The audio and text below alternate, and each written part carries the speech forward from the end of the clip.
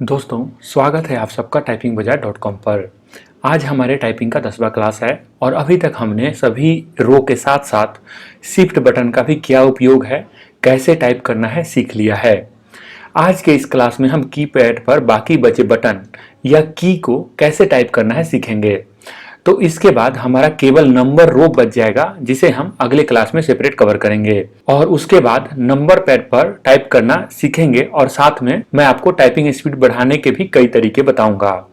तो आज हम देखते हैं कि हमें इस तरफ की यह सारी बटन और इस तरफ की यह सारी की caps lock, tab, control, back space, enter, alt किस उंगली से और कैसे प्रेस करना है। आप इस इमेज को देखकर कीबोर्ड पर अपनी उंगलियों के पोजीशन का सही मैप समझ सकते हैं।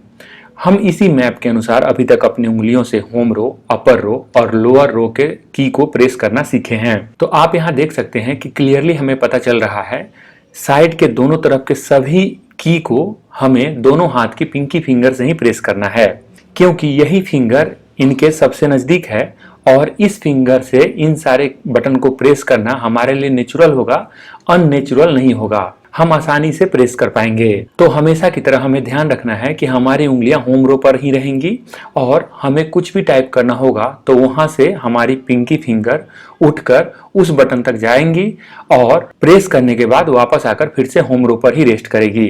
तो जैसे मान लिया कि अगर मुझे कभी बैक स्पेस बटन दबाना है तो मेरी यह उंगली सेमी कॉलन से उठकर बैक स्पेस को प्रेस करेगी और वापस आकर सेमी कॉलन पर ही रेस्ट करेगी।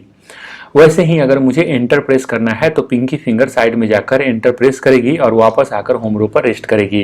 वैसे ही अगर मुझे टैब प्रेस करना है या कंट्रोल प्रेस करना है तो लेफ्ट हैंड की पिंकी फिंगर यहाँ से जाकर प्रेस करेगी और वापस आकर फिर से होम रो पर ही रेस्ट करेगी। यहाँ आप सोच सकते हैं कि इस तरह अपनी उंगलियों को इतनी दूर ले जाना और फिर वापस लाकर होम रो पर ही रखना बहुत मेहनत का काम हो सकता है। याद रह पाएगा क्या? तो यह मेहनत का काम जरूर है, प्रैक्टिस इसके लिए जरूरी है, लेकिन एक बार आपकी उंगलियों को यह याद हो जाता है कि बैक स्पेस बटन दबाने के लिए कितनी दूर जाना है, टैब बटन दबाने के लिए कितनी दूर तक मूवमेंट करना है, किस तरह मूवमेंट करना है, कंट्रोल दबाने के लिए कैसे मूवमेंट करना है, तो यह सब काफ़ी आसान हो जाता है। प्रैक्टिस के साथ आपकी उंगलियां यह सब अपने आप करने लगती हैं। तो आपको बस बेहतर प्रैक्टिस पर ध्यान देना है और कभी भी कोई कंफ्यूजन हो तो एक बार इस इमेज को देख लेना है और आप टाइपिंग बाजार फोरम में भी अपने डाउट्स और सजेशन को पोस्ट कर सकते हैं। अब हम समझते हैं कि हमें इस क्लास का प्रैक्टिस कैसे करना है। हमें इस क्लास में इस पैराग्राफ का प्रैक्टिस करना है। इस पैराग्राफ को आपको कम से कम 5 पेज पर फिल करना है और आज फिर से एक बार आप इस सेंटेंस को the quick brown fox jumps over the lazy dog को पूरे 100 बार टाइप करना है। आप अच्छे से प्रैक्टिस कीजिए। हम मिलते हैं अगले क्लास में। धन्यवाद।